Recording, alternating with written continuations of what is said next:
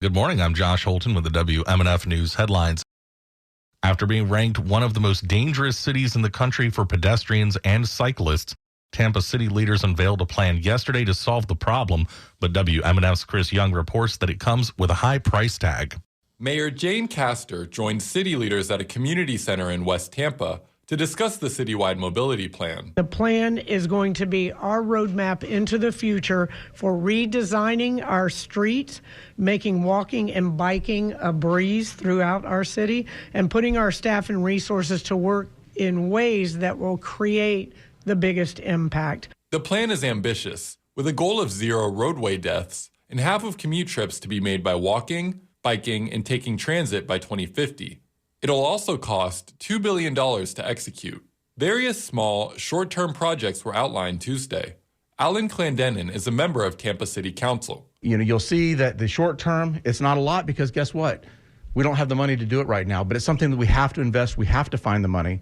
Castor says the city has already received $125 million in funding through national and state departments of transportation. She says they will continue looking for grant funding.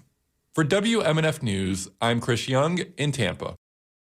Returning New College of Florida students got a surprise recently when the school said that they were being reassigned to different dorms. It turns out that their preferred housing was going to new students and athletes instead. Hannah Homer is the parent of a new college student who is considering transferring because of that and other changes that have happened at the college this year. She was interviewed yesterday on WMNF's Tuesday Cafe. He was supposed to be in Gold, which in a apartment style housing. He's starting his thesis, so he really needs the privacy to work on that. But at the same time, that environment was nice because it's sweet. So you still have some social interaction with your friends and roommates, but then you can shut your door and get your work done.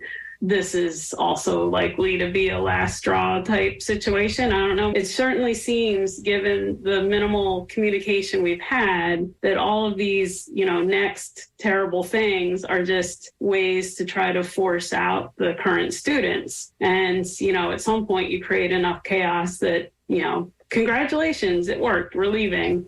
So, yeah, that's the other thing that was discussed yesterday and has been discussed is that parts of Pay Dorm are closed because of mold. And beyond that, the whole building's connected by the HVAC system. So even doing some remediation in part of the dorm is not necessarily removing the mold problem. That's Hannah Homer speaking yesterday on WMNF's Tuesday Cafe. She's the parent of a new college student who is considering transferring because of the changes that have happened since Governor Ron DeSantis appointed a slate of conservatives to the college's Board of Trustees. You can watch this full interview on our website, WMNF.org. Sanford city leaders will hold a community-wide conversation tonight aimed at making the city a more equitable place for all its residents. WMFE's Danielle Pryor reports. Tonight is the first of 2 Sanford Speaks events aimed at ensuring the city is a more safe, inclusive, and equitable place for anyone who lives or works there. The Sanford Speaks conversation will be led by the city's Race, Equality, Equity, and Inclusion Committee, formed in 2021, 9 years after the death of Trayvon Martin in Sanford. His killing and the circumstances surrounding it are credited with starting the Black Lives Matter movement. The goal of Sanford Speaks is to help foster trust across cultural, ethnic, and racial lines, strengthen interpersonal relationships, and increase awareness of systemic injustices. In Orlando, I'm Danielle Pryor. Governor Ron DeSantis has spent more than $15 million this year to aid Texas in blocking migrants from entering the country. The Florida National Guard was sent to Texas last month, and the Miami Herald reports recent violence at the border coincides when they were there in the area. Some Texas officers pushed small children and nursing babies back into the Rio Grande. A state trooper reported seeing a 19-year-old pregnant woman having a miscarriage after being caught in razor wire, and a 4-year-old girl trying to cross the razor wire was also pressed back by Texas National Guard soldiers. It remains unclear whether Florida National Guard were part of the actions under investigation. Wakulla County commissioners are facing backlash for refusing to update the county's spring protection ordinance. Some residents say the county is not doing all it can to ensure Wakulla Spring stays clean. Local environmentalist David Damon blasted the board for its lack of action.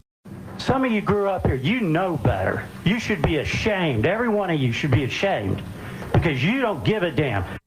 Monday's commission meeting broke out with citizen protests. Commissioners say they did not act on the citizen-based proposal because it did not go through the proper state channels. The debate over stricter regulations comes as the request was submitted to the county to build a gas station over part of the spring last February. That request was eventually withdrawn.